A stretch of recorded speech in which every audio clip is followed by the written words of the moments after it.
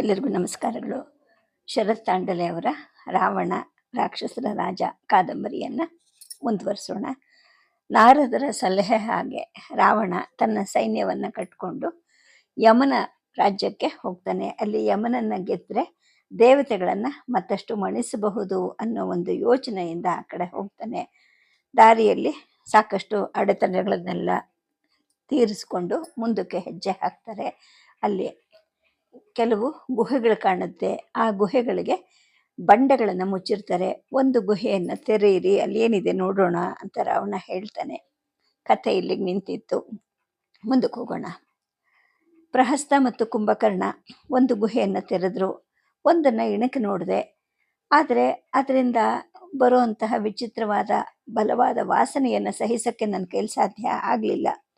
ಗುಹೆಗಳ ಒಳಗಡೆ ಬಂಧನಕ್ಕೆ ಒಳಗಾಗಿದ್ದ ಅನೇಕ ಜನ ವೃದ್ಧರ ಹಾಗೆ ಕಾಣಿಸ್ತಾ ಇದ್ರು. ಅವರು ತುಂಬ ಕೊಳಕಾಗಿ ಕಾಣಿಸ್ತಿದ್ರು. ಪ್ರಾಣಿಗಳು ಕೂಡ ಅಷ್ಟು ಕೊಳಕಾಗಿರಲ್ವೇನೋ ಅಂತ ಅನ್ನಿಸ್ತಿತ್ತು. ಅವರು ಅಲ್ಲೇನೆ ಮಲ ವಿಸರ್ಜನೆ ಮಾಡ್ಕೊಂಡಿದ್ರು. ಆ ಸ್ಥಳ ತುಂಬ ಕೊಳಕು ವಾಸನೆಯಿಂದ ತುಂಬಿತ್ತು.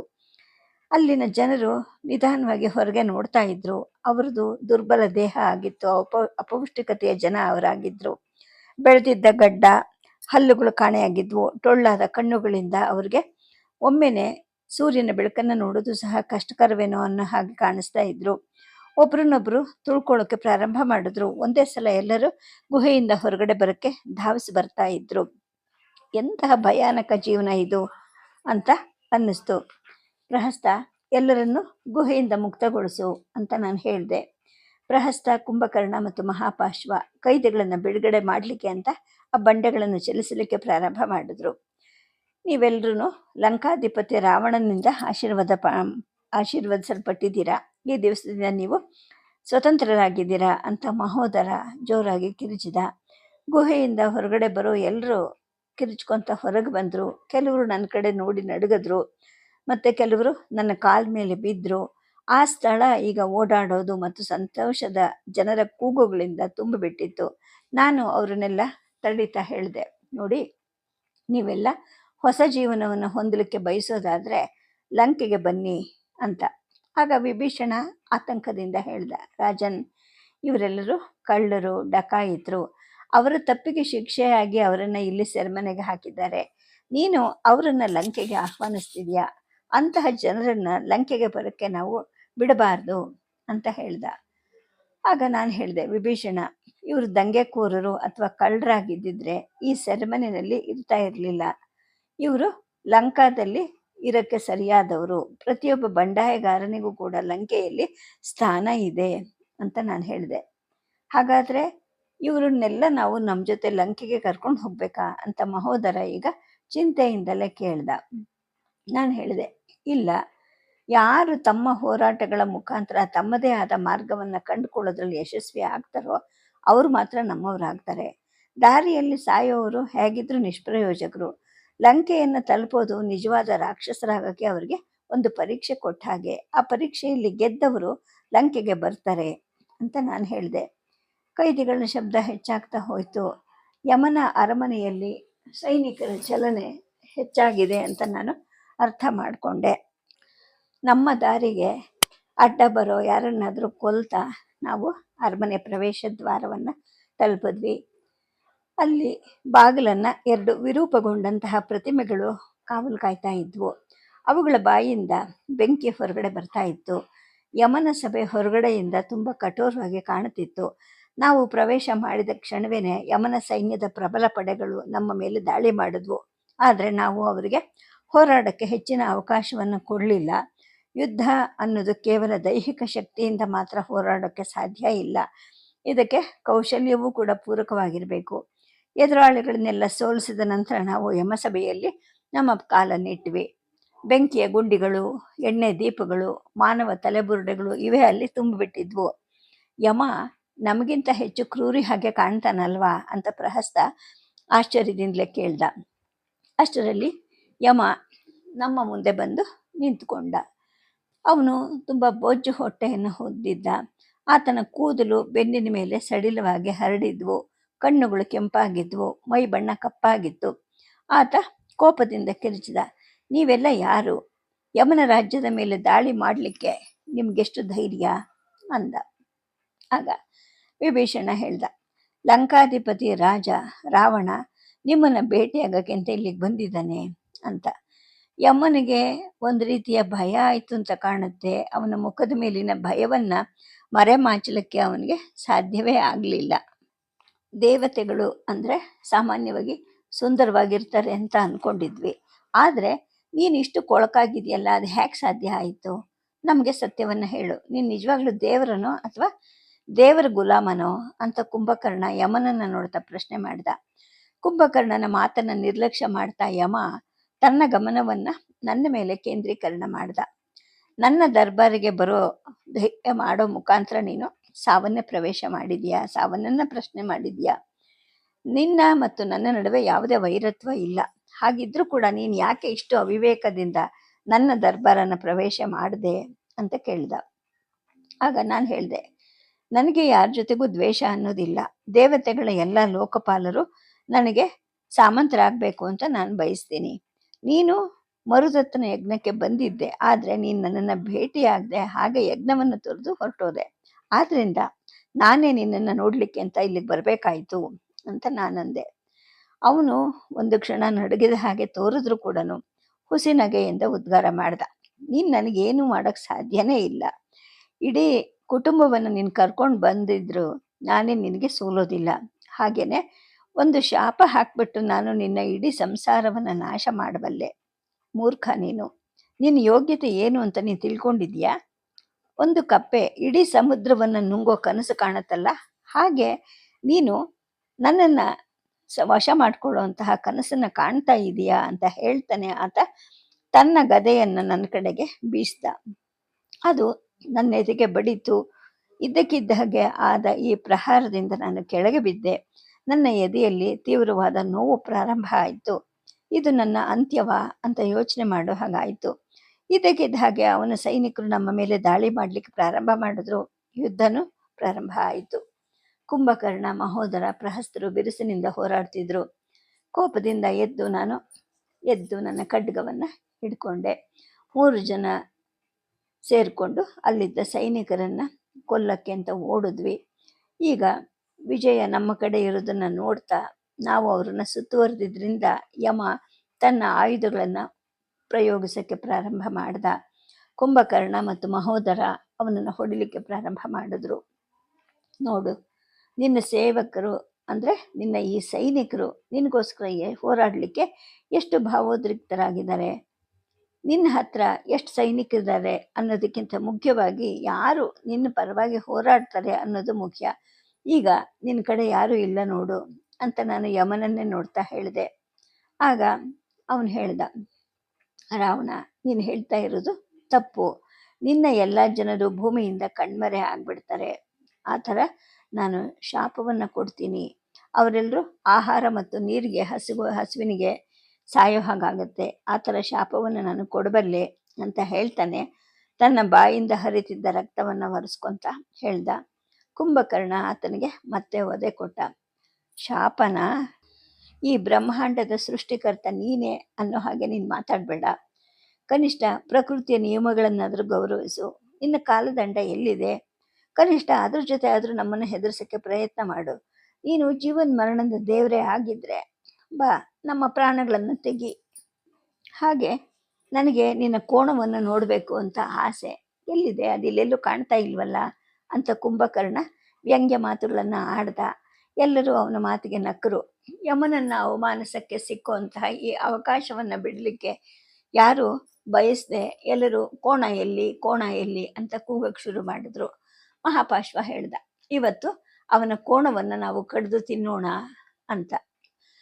ಅಷ್ಟು ಹೊತ್ತಿಗೆ ಕುಂಭಕರ್ಣ ಹೇಳ್ದ, ನೋಡು, ನಿನ್ನ ತಂಗಿ ಯಾಮಿಯನ್ನು ಮದುವೆ ಆಗದೆ ಇರೋದಕ್ಕೆ ನಿನ್ನನ್ನು ನಾನು ಮೆಚ್ಚಲೇಬೇಕು. ಏಕೆಂದರೆ ತನ್ನ ಸ್ವಂತ ಸಹೋದರನನ್ನೇ ಮದುವೆ ಆಗಲಿಕ್ಕೆ ಬಯಸಿದ್ಲಲ್ಲ ಆ ಅಶಿಸ್ತಿನ ಮಹಿಳೆ, ಅವಳು ಎಲ್ಲಿದ್ದಾಳೆ? ನಮ್ಮಲ್ಲಿ ಯಾರನ್ನಾದ್ರೂ ಇಷ್ಟಪಡ್ತಾಳ? ಅವಳನ್ನು ಕೇಳು, ನಾವೇ ಅವಳನ್ನು ಮದುವೆ ಮಾಡ್ಕೊಳ್ತೀವಿ ಅಂತ ಕುಂಭಕರ್ಣ ಯಮನನ್ನೇ ನೋಡ್ತಾ ಹೇಳ್ದ. ಯಮ, ನೀನು ನಿನ್ನನ್ನು ಸಾವಿನ ದೇವರು ಅಂತ ಕರ್ಕೊಳ್ಳೋ ಮುಖಾಂತರ ಜನರಲ್ಲಿ ಭಯವನ್ನು ಬಿತ್ತಿದೀಯ. ಲೋಕಪಾಲರಾಗೋಕ್ಕೋಸ್ಕರ ನೀನು ರಕ್ತದ ನದಿ, ಕುದಿಯೋ ಎಣ್ಣೆ, ಭಯಾನಕ ಶಿಕ್ಷೆಗಳು, ಈ ಥರ ಅನೇಕ ವದಂತಿಗಳನ್ನು ಹರಡಿದೆಯಾ? ನೋಡು, ಒಂದು ತಿಳ್ಕೊ, ಮಹಾದೇವ ಮಾತ್ರನೇ ಜೀವನ ಮತ್ತು ಅವನೇ ಸಾವಿನ ದೇವರು. ಈಗ ನೀನು ಅದನ್ನು ಎಲ್ಲರಿಗೂ ಹೇಳಬೇಕು. ಹಾಗೆಯೇ ಭೂಮಿ ಮೇಲೆ ಇರುವಂತಹ ಏಕೈಕ ರಾಜ ಅಂದರೆ ಲಂಕಾಧಿಪತಿಯಾದಂತಹ ಈ ರಾವಣ, ಮತ್ತು ಏಕೈಕ ದೇವರು ಅಂದರೆ ಶಿವ, ನೀವು ಯಾರೂ ಅಲ್ಲ ಅಂತ ಅಜ್ಜ ಯಮನ ಕಡೆ ನೋಡ್ತಾ ಬೆದರಿಕೆ ಹಾಕಿದ್ರು. ಆಗ ನಾನು ಹೇಳಿದೆ, ಯೋಚನೆ ಮಾಡಿ ಮಾತನಾಡು, ಮಹಾದೇವನೇ ದೇವರು ಅಂತ ಒಪ್ಕೊ ಅಂತ ಹೇಳಿದೆ. ಆಗ ಅವನು ಹೇಳ್ದ, ರಾವಣ, ನೀನು ಪಾಪಿ ಆತ್ಮಗಳನ್ನು ಮುಕ್ತಗೊಳಿಸೋ ಮುಖಾಂತರ 3 ಲೋಕಗಳನ್ನು ಅಪಾಯಕ್ಕೆ ಸಿಕ್ಕಿಸಿದೀಯಾ. ಈ ದುಷ್ಕರ್ಮಿಗಳು ಯಾರಿಗೂ ಒಲವನ್ನು ತೋರಿಸೋದಿಲ್ಲ ಮತ್ತು ಎಲ್ಲರಿಗೂ ತೊಂದರೆಯನ್ನು ಕೊಡ್ತಾರೆ. ಅವರುಗಳನ್ನೆಲ್ಲ ನೀನು ಯಾಕೆ ಬಿಡುಗಡೆ ಮಾಡಿದೆ ಅಂತ ಹೇಳ್ತಾ ಕೂಗ್ದ. ನಾನು ಅವನ ಮಾತನ್ನು ನಿರ್ಲಕ್ಷ್ಯ ಮಾಡಿದೆ. ನಾನು ಹೇಳಿದೆ, ದೇವತೆಗಳು ಈ ದುಷ್ಕರ್ಮಿಗಳಿಗಿಂತ ಕೆಟ್ಟವರು. ಅವರು ಅನೇಕ ದೈತ್ಯರು, ಅಸುರರು, ದಾನವರನ್ನು ಕೂಡ ನಿರ್ದಯವಾಗಿ ಕೊಂದಿದ್ದಾರೆ. ಇಂದ್ರ ಕೂಡ ಅನೇಕ ಮಹಿಳೆಯರು ಮತ್ತು ಯುವತಿಯರನ್ನ ಅಮಾನವೀಯವಾಗಿ ಅತ್ಯಾಚಾರ ಮಾಡಿದ್ದಾನೆ. ಪ್ರಕೃತಿ ಅನ್ನೋದು ಪ್ರತಿಯೊಬ್ಬರಿಗೂ ಬದುಕೋ ಹಕ್ಕನ್ನು ಕೊಟ್ಟಿದೆ. ಆದರೆ ಆರ್ಯರನ್ನ ಹೊರತುಪಡಿಸಿ ಶಾಂತಿಯುತವಾದ ಜೀವನವನ್ನು ನಡೆಸೋಕ್ಕೆ ದೇವತೆಗಳು ಯಾರಿಗಾದ್ರೂ ಯಾವತ್ತಾದ್ರೂ ಅವಕಾಶ ಕೊಟ್ಟಿದ್ದಾರಾ? ನೀನೇ ಯೋಚನೆ ಮಾಡಿ ಹೇಳು ಅಂತ ಹೇಳ್ತಾನೆ. ನಾನು ಯಮನ ಆಸ್ಥಾನದಲ್ಲಿದ್ದ ಅವನ ಸಿಂಹಾಸನದ ಮೇಲೆ ಕೂತ್ಕೊಂಡೆ. ಕುಂಭಕರ್ಣ ಯಮನನ್ನು ನನ್ನ ಮುಂದೆ ಎಳೆದ. ಆಗ ಇದ್ದಕ್ಕಿದ್ದ ಹಾಗೆ ಬ್ರಹ್ಮದೇವ ಯಮಸಭೆಯಲ್ಲಿ ಕಾಣಿಸ್ಕೊಂಡ. ಇದು ನನ್ನನ್ನು ಬೆಚ್ಚಿ ಬೀಳಿಸ್ತು. ಗುರುದೇವರು ಇಲ್ಲಿಗೆ ಹೇಗೆ ಬಂದರು? ಅವ್ರಿಗೆ ಯಾರು ಹೇಳಿದ್ರು ಅಂತ ಆತನಿಗೆ ನಮಸ್ಕಾರ ಮಾಡಲಿಕ್ಕೆ ಅಂತ ಸಿಂಹಾಸನದಿಂದ ಕೆಳಗಿಳಿತ ಅತ್ಯಂತ ವಿನಯದಿಂದ ಹೇಳಿದೆ, ಪ್ರಣಾಮ ಗುರುದೇವ್ರೆ, ನೀವು ಯಾಕೆ ಇಲ್ಲಿಗೆ ಬಂದ್ರಿ ಅಂತ. ಆಗ ಬ್ರಹ್ಮದೇವ ನನಗೆ ಹೇಳ್ದ, ನೀನು ಯಮನ ರಾಜ್ಯದ ಮೇಲೆ ದಾಳಿ ಮಾಡಲಿಕ್ಕೆ ಯೋಜನೆ ಮಾಡಿದೀಯಾ ಅಂತ ನಾರದ ನನಗೆ ಹೇಳ್ದ. ಹಾಗಾಗಿ ನಾನು ತಕ್ಷಣ ಬಂದೆ. ಈ ಯುದ್ಧವನ್ನು ತಕ್ಷಣ ನಿಲ್ಲಿಸ್ಬಿಡು, ಯಮನನ್ನು ಮುಕ್ತಗೊಳಿಸು ಅಂತ ಆಜ್ಞೆ ಮಾಡ್ದ. ನೀವು ಹೇಳೋ ಹಾಗೆ ಮಾಡ್ತೀನಿ ಗುರುಗಳೇ ಅಂತ ನಾನು ನನಗೆ ಇಷ್ಟ ಇಲ್ಲದೆ ಇದ್ರೂ ಕೂಡ ಹೇಳಿದೆ. ಗುರುದೇವ, ರಾವಣ ಯಾವುದೇ ಪ್ರಚೋದನೆ ಇಲ್ಲದೆ ನನ್ನ ಮೇಲೆ ಆಕ್ರಮಣ ಮಾಡ್ದ ಮತ್ತು ಎಲ್ಲ ಪಾಪಿ ಆತ್ಮಗಳನ್ನು ಮುಕ್ತಗೊಳಿಸಿದಾನೆ. ದಯವಿಟ್ಟು ಆತನನ್ನು ಶಿಕ್ಷಿಸಿ ಅಂತ ಯಮ ನನ್ನ ಕಡೆ ತೋರಿಸ್ದ ಬ್ರಹ್ಮನಿಗೆ ಹೇಳ್ದ. ಆಗ ಬ್ರಹ್ಮ ಹೇಳ್ದ, ದಶಗ್ರೀವ, ಈತ ಸೂರ್ಯಪುತ್ರ, ಅಂದರೆ ಅವನು ನನ್ನ ಕುಟುಂಬಕ್ಕೆ ಸೇರಿದವನು ಅಂತ ಹೇಳಿದಾಗ, ಗುರುಗಳೇ ನನ್ನನ್ನು ಕ್ಷಮಿಸಿ ಅಂತ ನನ್ನ ಭಾವನೆಗಳನ್ನು ನಿಯಂತ್ರಿಸ್ತಾ ನಾನು ಹೇಳ್ತಾ ಹೋದೆ. ಆಗ ಬ್ರಹ್ಮ ಹೇಳ್ದ, ಯಮ, ದಶಗ್ರೀವ ಕ್ಷಮೆ ಕೇಳಿದ್ದಾನೆ. ಈಗ ನೀನು ಕೂಡ ನಿನ್ನ ಸೋಲನ್ನು ಒಪ್ಕೊಂಡು ಆತನಿಗೆ ನಮಸ್ಕಾರ ಮಾಡು. ಇಂದ್ರನ ಹಾಗೆ ದಶಗ್ರೀವ ಕೂಡ ಧೈರ್ಯಶಾಲಿ ರಾಜ. ಆತನನ್ನು ಗೆಲ್ಲೋದು ಕೂಡ ತುಂಬ ಕಷ್ಟ. ಎಲ್ಲ ಅಸಮಾಧಾನವನ್ನು ಬಿಟ್ಟು ಅವನ ಜೊತೆ ನೀನು ಸ್ನೇಹ ಸಂಬಂಧವನ್ನು ಕಾಪಾಡಿಕೊಳ್ಳೋದು ಉತ್ತಮ ಅಂತ ಹೇಳ್ದ. ಹಾಗೆ ನನ್ನ ಕಡೆ ನೋಡ್ತಾ, ದಶಗ್ರೀವ, ನೀನು ಮಹಾನ್ ಅಸುರರಲ್ಲಿ ಒಬ್ಬ. ನೀನು ಸ್ವತಃ ಯಮನನ್ನು ಸೋಲಿಸಿದ್ಯಾ. ನೀನು ನನ್ನ ಶಿಷ್ಯ ಅಂತ ನನಗೆ ಹೆಮ್ಮೆನೂ ಇದೆ. ಆದರೆ ಯಾವುದೇ ಕಾರಣ ಇಲ್ಲದೆ ಯಾರ ವಿರುದ್ಧನೂ ಯುದ್ಧ ಮಾಡೋದು ನೈತಿಕತೆ ಅಲ್ಲ. ನಾರದನ ಮಾರ್ಗಗಳು ನನಗೆ ಚೆನ್ನಾಗಿ ತಿಳಿದಿದೆ. ಅವನ ಪ್ರಚೋದನೆಯಿಂದಲೇ ನೀನು ಈ ಕಡೆ ಬಂದಿದೀಯಾ ಅಂತಲೂ ನನಗೆ ಗೊತ್ತು ಅಂತ ಹೇಳ್ದ. ಆತನ ಮಾತನ್ನು ನಾನು ಸದ್ದಿಲ್ಲದೆ ಕೇಳಕ್ಕೆ ಪ್ರಾರಂಭ ಮಾಡಿದೆ. ಆಮೇಲೆ ಮಹೋದರನನ್ನು ನೋಡ್ತಾ ಇದ್ದರೆ ಅವನು ಅಸಮ್ಮತಿಯಿಂದ ತಲೆ ಆಡಿಸ್ತಿದ್ದ. ಗುರುಗಳೇ ಪ್ರಣಾಮ. ಲಂಕಾಧಿಪತಿ ನಿಮ್ಮ ಇಚ್ಛೆ ಹಾಗೇನೆ ಮಾಡ್ತಾರೆ. ಆದರೆ ಆತ ಯಮನನ್ನು ಸೋಲಿಸಿದ ಕಾರಣ ಧರ್ಮದ ಪ್ರಕಾರ ಆತ ತನ್ನ ಕಿರೀಟವನ್ನು ಲಂಕಾಧಿಪತಿಯ ಪಾದದಲ್ಲಿ ಇಡಬೇಕು. ಹಾಗೆ ಈ ಲಂಕಾಧಿಪತಿ ಕರುಣಾಮಯಿ, ಆತ ಯಮನನ್ನು ಕ್ಷಮಿಸ್ತಾನೆ ಅಂತ ಧರ್ಮದ ತತ್ವಗಳನ್ನು ಹೇಳ್ತಾ ವಿಭೀಷಣ ಬ್ರಹ್ಮದೇವನ ಪಾದಗಳನ್ನು ಹಿಡ್ಕೊಂಡ. ನೋಡ್ಲಿಕ್ಕೆ ಇದು ಉಲ್ಲಾಸದಾಯಕ ಅಂತ ಅನ್ನಿಸ್ತಿತ್ತು. ಇಷ್ಟ ಇಲ್ದೇನೆ ಯಮ ತನ್ನ ಕಿರೀಟವನ್ನು ನನ್ನ ಪಾದಗಳ ಮೇಲೆ ಇಡಲೇಬೇಕಾಯಿತು. ಗುರುಗಳ ಆಜ್ಞೆಯನ್ನು ಗೌರವಿಸಿ ನಾನು ಯಮನನ್ನು ಮುಕ್ತಗೊಳಿಸಿದೆ. ಯಮನನ್ನು ಸೋಲಿಸಿದ ಅಮೋಘ ತೃಪ್ತಿಯಿಂದ ನಾವು ಯಮನ ರಾಜ್ಯವನ್ನು ತೊರಿಬೇಕಾಯಿತು. ದೇವಲೋಕದ ಲೋಕಪಾಲರಲ್ಲಿ ಒಬ್ಬನನ್ನು ಗೆದ್ದುಕೊಂಡ ಸಂತೋಷನೂ ನಮಗೆ ಸಿಕ್ಕಿತ್ತು. ಆದರೆ ಇದು ಕೇವಲ ಪ್ರಾರಂಭ ಮಾತ್ರ ಆಗಿತ್ತು. 3 ಲೋಕಗಳ ಆಡಳಿತಗಾರ ಆಗಕ್ಕೆ ನಾನಿಟ್ಟ ಮೊದಲ ಹೆಜ್ಜೆಗಳಿವಾಗಿದ್ವು. ಕುಬೇರ ಮತ್ತು ಯಮನನ್ನು ಸೋಲಿಸಿ ನಾನು ಈಗ ಇಂದ್ರನ ಸಾಮ್ರಾಜ್ಯಕ್ಕೆ ಕಡಿವಾಣ ಹಾಕಲೇಬೇಕಾಯಿತು. ರಾಜನ್, ನಾವು ನಾರದನಿಗೆ ಧನ್ಯವಾದ ಹೇಳಲೇಬೇಕು. ನಾವು ಸೋಲ್ತೀವಿ ಅನ್ನೋ ಭರವಸೆಯಿಂದ ಅವರು ನಮಗೆ ಸಲಹೆಯನ್ನು ಕೊಟ್ಟಿದ್ರು. ಆದರೆ ನಾವು ಸೋಲಿಲ್ಲ, ಬದಲಿಗೆ ಅವ್ರು ಹೇಳಿದ್ದು ನಮ್ಮ ಮಹತ್ವಾಕಾಂಕ್ಷೆಗಳಿಗೆ ಧೈರ್ಯ ಕೊಡ್ತು ಅಂತ ಪ್ರಹಸ್ತ ನಗ್ತಾ ಹೇಳ್ದ. ನಾನು ಹೇಳಿದೆ, ನಿಜ, ನಾರದರು ನಮ್ಮ ಶಕ್ತಿಯನ್ನು ಕಡಿಮೆ ಅಂದಾಜು ಮಾಡಿದ್ರು. ಅವ್ರು ಅಂದ್ಕೊಂಡಿದ್ರು ನಾವು ಸೋಲ್ತೀವಿ, ಅಲ್ಲಿಗೆ ನಮ್ಮ ಕತೆ ಮುಗಿಯುತ್ತೆ ಅಂತ. ಆದರೆ ಈಗ ಈ ಗೆಲುವು ದೇವತೆಗಳಿಗೆ ನಮ್ಮ ಬಗ್ಗೆ ಭಯವನ್ನು ಉಂಟು ಮಾಡುತ್ತೆ ಅಂತ ಹೇಳ್ತಾ ನಾನು ಪುಷ್ಪಕದಲ್ಲಿ ಕೂತ್ಕೊಂಡೆ. ಪುಷ್ಪಕ ವಿಮಾನ ಮಯದಾನವನ ಕಡೆ, ಅವನ ನಗರದ ಕಡೆಗೆ ಹೋಗಲಿ ಅಂತ ನಾನು ನಿರ್ದೇಶನ ಕೊಟ್ಟೆ. ಅಲ್ಲಿಂದ ಮುಂದೆ ನಾವು 2 ದಿನದ ಪ್ರಯಾಣವನ್ನು ಮಾಡಿ ನನ್ನ ಮಾವನ ಮನೆಯನ್ನು, ಅಂದರೆ ಮಯರಾಜನ ಅರಮನೆಯನ್ನು ತಲುಪಿದ್ವಿ. ಅಲ್ಲಿ ಮಾಯಾವಿ ಮತ್ತು ದುದುಂಬಿ ಸ್ವಾಗತ ಮಾಡಿದ್ರು. ಸೂರೆ ಮತ್ತು ರುಚಿಕರವಾದ ಊಟವನ್ನು ಸೇವಿಸಿದ ನಂತರ ಎಲ್ಲರೂ ಮಲ್ಕೊಳ್ಳೋಕೆ ಅಂತ ಹೋದರು. ಆದರೆ ನನಗೆ ನಿದ್ದೆ ಬರಲಿಲ್ಲ. ಸುಮಾರು ಮಧ್ಯರಾತ್ರಿಯ ಹೊತ್ತಿಗೆ ನಾನು ನನ್ನ ಕೋಣೆಯಿಂದ ಹೊರಗೆ ಬಂದೆ. ಮಯ ಅವರ ಕೋಣೆ ಕಡೆಗೆ ನಡಿಲಿಕ್ಕೆ ಪ್ರಾರಂಭ ಮಾಡಿದೆ. ಅವರು ನನ್ನನ್ನು ನೋಡಿದ್ರು.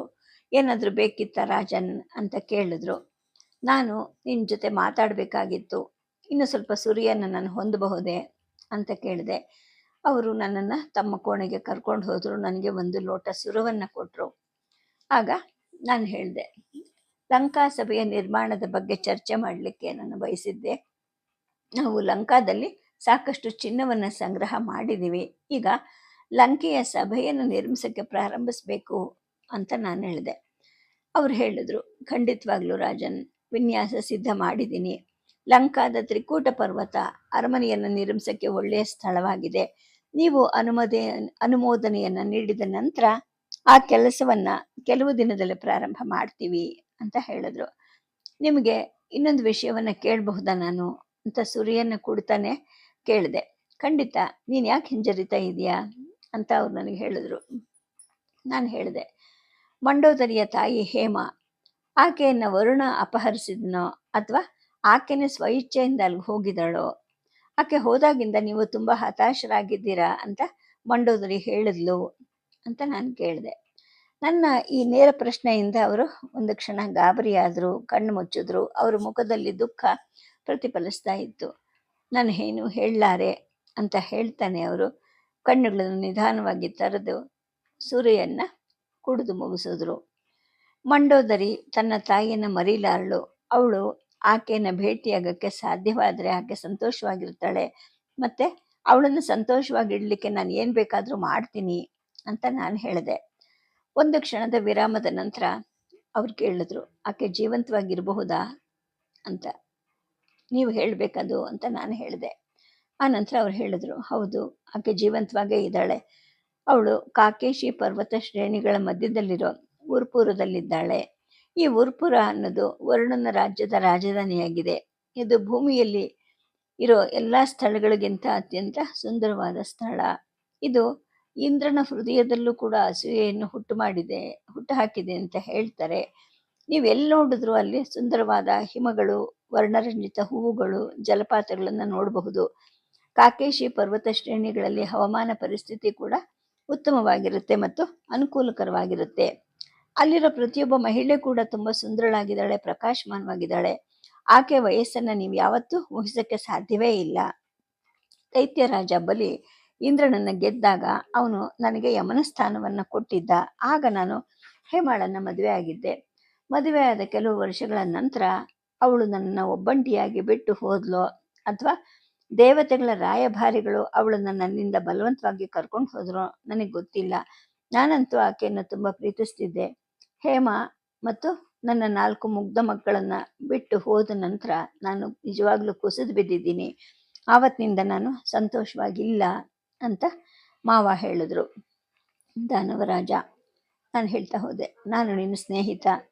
ನೀವು ಮತ್ತು ಮಂಡೋದರಿ ಈ ದುಃಖದಲ್ಲಿ ಮುಳುಗೋದನ್ನು ನೋಡೋಕ್ಕೆ ನನ್ನ ಕೆಲಸ ಸಾಧ್ಯ ಆಗ್ತಾ ಇಲ್ಲ. ನಾವು ನಾಳೆ ಮುಂಜಾನೆ ಹೊರಡ್ತೀವಿ.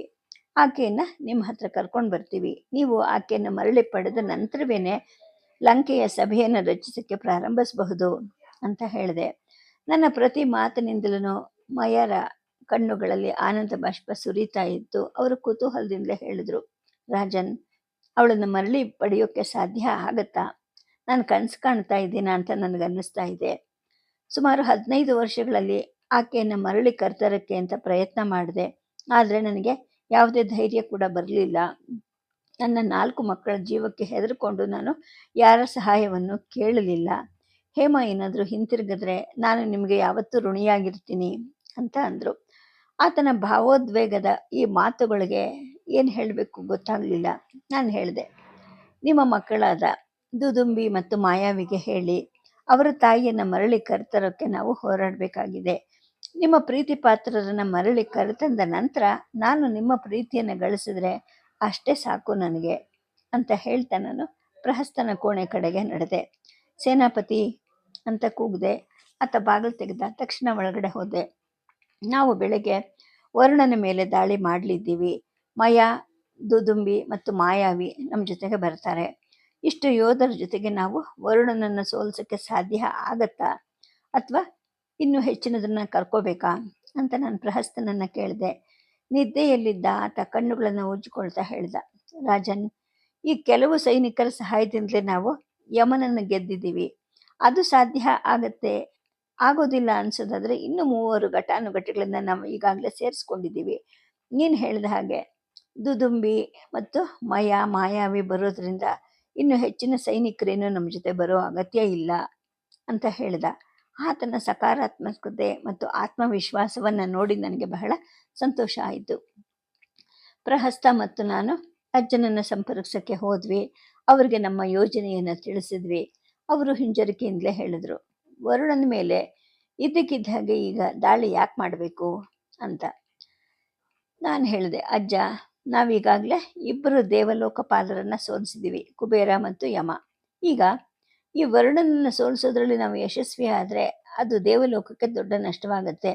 ಆಗ ಆರ್ಯಾವರ್ತದಲ್ಲಿ ಶಿಲಾಮಯರಾದ ಋಷಿಗಳೆಲ್ಲರೂ ರಾಕ್ಷಸ ಸಾಮ್ರಾಜ್ಯದ ಮುಂದೆ ಭಿಕ್ಷುಕರಾಗದೆ ಬೇರೆ ದಾರಿನೇ ಇರೋದಿಲ್ಲ.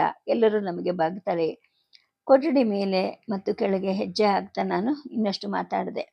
ನಾಳೆ ದಾಳಿ ಮಾಡಿದ್ರೆ ವರುಣನಿಗೆ ಯುದ್ಧಕ್ಕೆ ಸಿದ್ಧವಾಗಕ್ಕೆ ಸಮಯ ಸಿಕ್ಕೋದಿಲ್ಲ. ಈ ರೀತಿಯ ಸತತ ವಿಜಯಗಳು ರಾಕ್ಷಸ ಸಾಮ್ರಾಜ್ಯವನ್ನು 3 ಲೋಕದಲ್ಲೂ ಶಕ್ತಿಶಾಲಿಯನ್ನಾಗಿ ಮಾಡಿದ್ವೆ. ಆಗ ಇಂದ್ರನನ್ನು ಸೋಲಿಸೋದು ಕೂಡ ಸುಲಭವಾಗುತ್ತೆ. ಎಲ್ಲಕ್ಕಿಂತ ಮುಖ್ಯ ವಿಷಯ ಏನು ಅಂದರೆ, ನಮ್ಮ ಮಾವ ಈ ರಾಕ್ಷಸ ನಾಗರಿಕತೆಯ ಭಾಗವಾಗಲಿ ಅಂತ ನನ್ನ ಇಷ್ಟ ಅಂತ ಹೇಳಿದೆ. ಅಜ್ಜ ಗೊಂದಲದಿಂದ ಕೇಳಿದ್ರು, ಅಲ್ಲ, ಈ ರಾಕ್ಷಸ ಸಂಸ್ಕೃತಿಯ ಭಾಗ ಆಗೋದಕ್ಕೂ ಈಗ ವರುಣನ ಮೇಲೆ ನಾವು ದಾಳಿ ಮಾಡೋಕ್ಕೂ ಏನು ಸಂಬಂಧ, ನನಗೆ ಅರ್ಥ ಆಗ್ತಿಲ್ಲ ಅಂತ. ಅಜ್ಜ, ನಾಳೆ ನಿನಗೆಲ್ಲವೂ ಅರ್ಥ ಆಗುತ್ತೆ ಅಂತ ಹೇಳ್ತಾನೆ ಅಜ್ಜನ ಒಪ್ಪಿಗೆಯನ್ನು ಪಡೆದು ಆತನ ಕೋಣೆಯಿಂದ ಹೊರಟೆ. ನಾನು ಬೆಳಗಾಯಿತು. ಎದ್ದು ನಾನು ಮಯನ ಶಿವಾಲಯಕ್ಕೆ ಹೋದೆ. ಮಯ ನನಗೆ ಪೂಜೆ ಮಾಡಲಿಕ್ಕೆ ಎಲ್ಲ ವ್ಯವಸ್ಥೆಯನ್ನು ಮಾಡಿದ್ರು. ಬಿಲ್ವದ ಎಲೆಗಳು, ಹೂವುಗಳು, ಹಾಲು, ಜೇನುತುಪ್ಪ ಎಲ್ಲವನ್ನು ಅಚ್ಚುಕಟ್ಟಾಗಿ ಒಂದು ತಟ್ಟೆಯಲ್ಲಿ ಇಟ್ಟಿದ್ರು.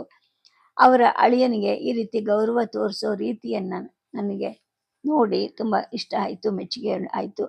ಪೂಜೆ ಮುಗಿಸಿದ ನಂತರ ಕುಂಭಕರ್ಣ, ಮಹೋದರ, ವಿಭೀಷಣ ಬಂದು ಶಿವನಿಗೆ ನಮಸ್ಕಾರ ಮಾಡಿದ್ರು. ವಿಭೀಷಣ ಕೇಳ್ದ, ರಾವಣ, ನಾವು ವರುಣನ ಮೇಲೆ ಆಕ್ರಮಣ ಮಾಡ್ತಾ ಇದ್ದೀವಾ ಅಂತ. ಹೌದು, ನೀವು ಸಿದ್ಧವಿದ್ದೀರಾ?